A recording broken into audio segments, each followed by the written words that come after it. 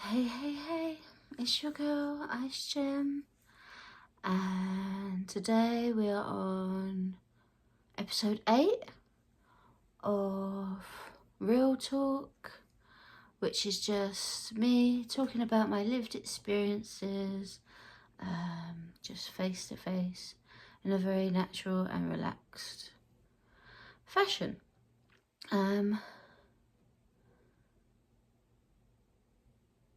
Sorry, there's some noises in the background and I'm like really worried that they're picking up.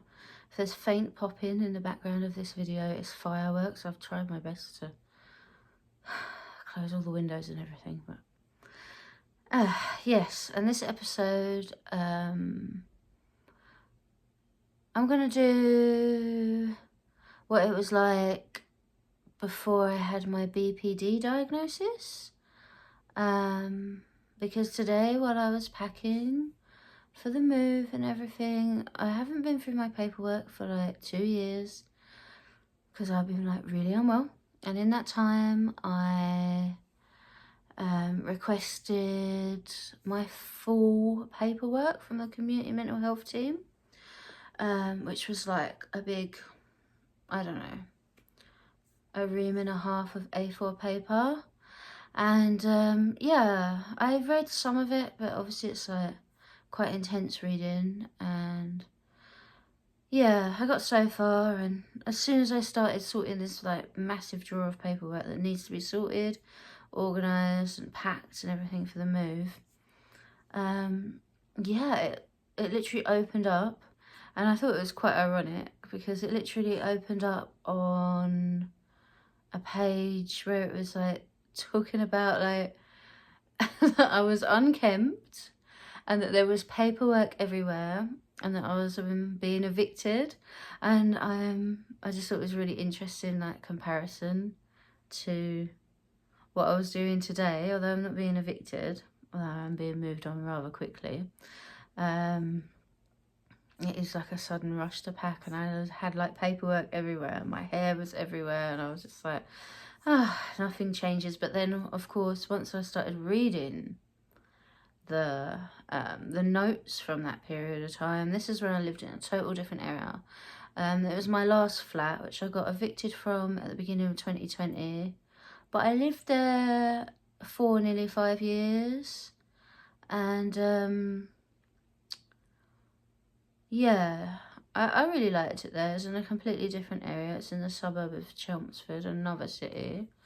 And yeah, it's just like a lot of memories. Like there was a lot of stuff in there, a lot of information. And I'd kind of forgotten what it was like and like what life was like before I was diagnosed with BPD or EUPD. I was formally diagnosed EUPD. But I know like a lot of people don't like that term. So that's emotionally unstable personality disorder. And it's, they don't use it, I don't think, in America. And to be honest with you, a lot of people over here aren't like too keen on it because it's like problematic phrasing. And then the old name is BPD, borderline personality disorder. Again, problematic because one, when you say BPD, people think you're talking about bipolar, which it's not. It's a different disease and or illness. And yeah, it's not very explanatory, like borderline personality disorder. But of course, they called it that because it has symptoms borderlining, like the full spectrum of all other known mental illnesses. It is classified as a cluster B personality disorder.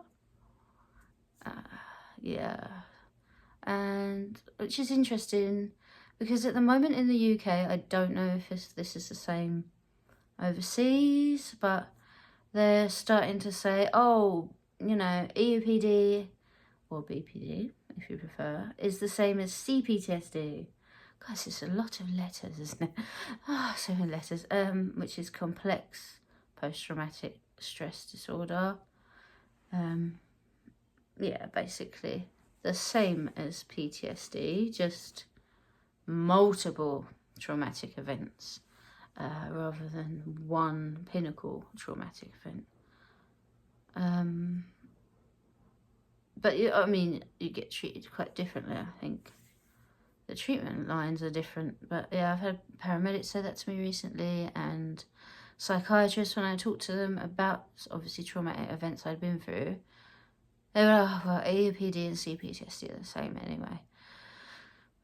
But, you know, it's like, is it the same though? Like, CPTSD isn't classed as a cluster B personality disorder, and like, the treatment's different. Anyway, the medication's treatment's different.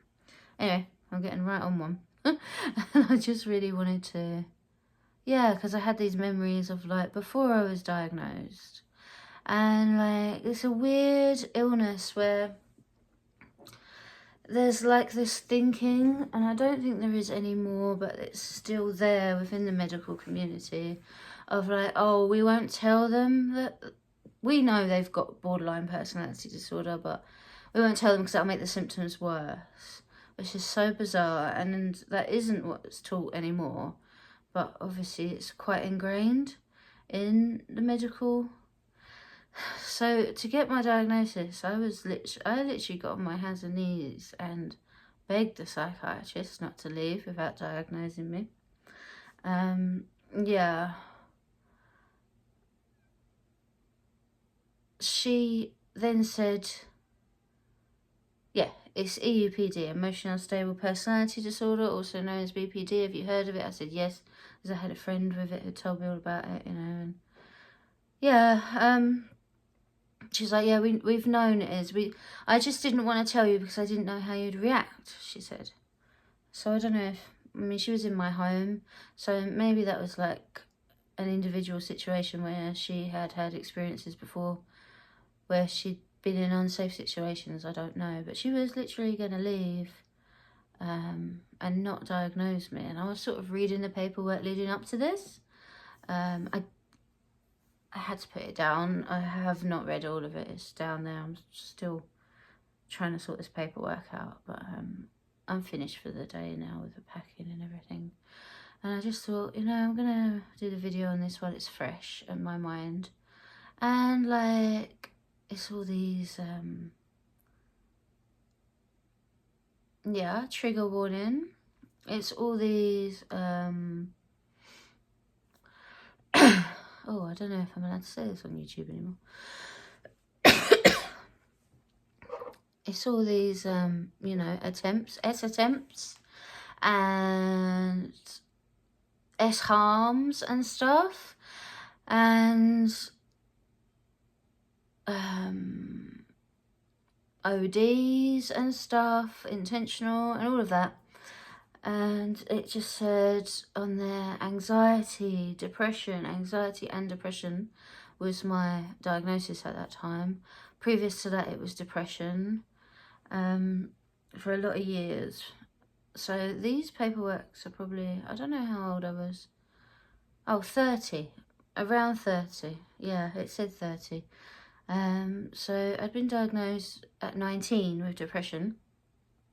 And then it changed at some point in my 20s, anxiety and depression, as well as stress-related illness, which is burnout, basically, from work. I was working a lot.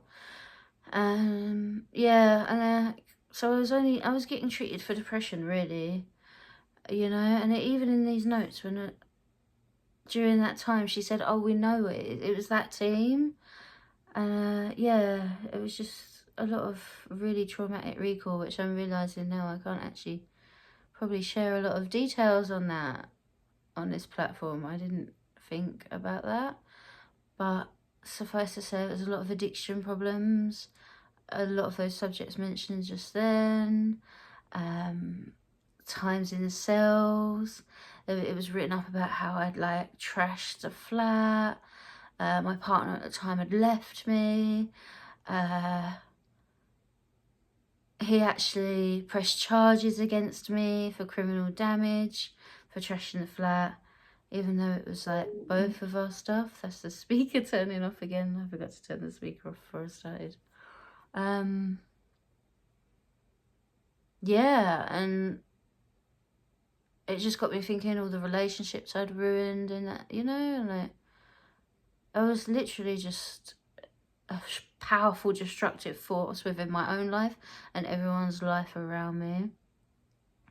And then it got on to some bits which are a little bit difficult for me to read about, because it was more recent stuff about DBT and all these hoops and things I had to do to get onto DBT through occupational therapy once I got sober. And I actually lost that DBT multiple times. It's an 18-month therapy, which is absolutely essential for EUPD/BPD, whichever you prefer, if any of those terms. And yeah, like, I can't even remember actually why I lost it the first time, but I was in really intense manias and highs and lows, and like very quick cycling highs and lows, highs and lows, highs and lows.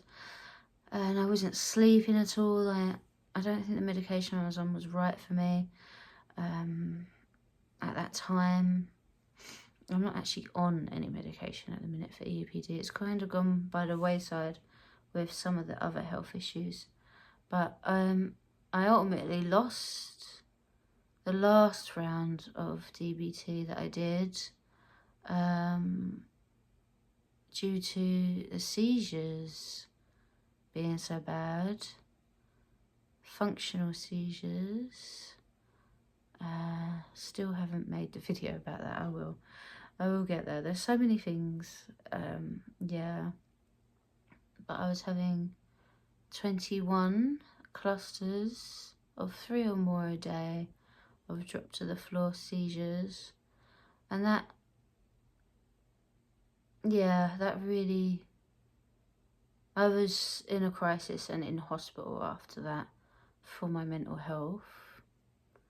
And then I was in for my mental health because when I told the OT, which is occupational therapy, and the people who were running the DBT, the reason I couldn't go and what had happened at the psychiatric appointment around the seizures and everything else, yeah, so I went in for like mental health crisis.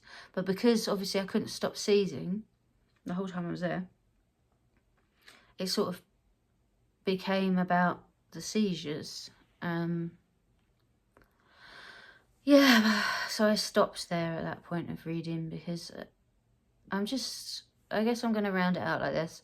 I'm just really grateful to have that diagnosis, and it does help to be diagnosed with BPD, because then I know I could inform myself, I could read about it, I could learn what to do. And yes, it did take me a while to actually get sober and get the therapy I needed. It's extremely difficult to get sober with this illness because addictive behaviours are symptomatic. They're part of the symptoms, substance abuse and other addictive behaviours as well. So, you know, I worked really hard on that, and it's just a real shame to lose that DBT, actually. I'm a little bit sad about that. I'm getting stuck on that now. But yeah, I thought I'd make just a video about that because that was a living hell for me and everyone around me when I was undiagnosed. I obviously knew something was wrong with me, more than depression and anxiety, although it did encompass those two illnesses within the symptoms. There was more going on, you know, and yeah, I was just like rebuilding my life, destroying it, rebuilding my life, destroying it, just on a cycle. And yeah, I'm in art psychotherapy at the moment, and I guess I'm having a lot of memories, packing stuff up, the psychotherapy, I don't know. Anyway, that's time ticking, so I'm gonna leave it there. And if anyone's lived through that, being undiagnosed with BPD, I'm really sorry, and I really hope you've got a diagnosis. And if you haven't, then I hope that very soon you will get one, because I think the views around that is hopefully changing, but it's one of those things that need to age out, I guess. But yeah, that was really problematic view, what she said there, that they knew the whole time and they kept it from me. Okay, so if you got to this point of the video, then please hit the like button, because you must have liked it. If you watched it this far, I assume you must have liked it. If you want to hear more of my videos, then that'd be great if you could subscribe. If you had any thoughts at all, just put them in the comments, you know, about the subject matter, about anything else. I'm looking at the framing and I'm like, is this a bit wonky? I broke my tripod the last video I did. So it's a miracle that it's standing at all. So apologies for the frame being a bit wonky, and I hope you have an amazing day, and peace be with you today. Bye.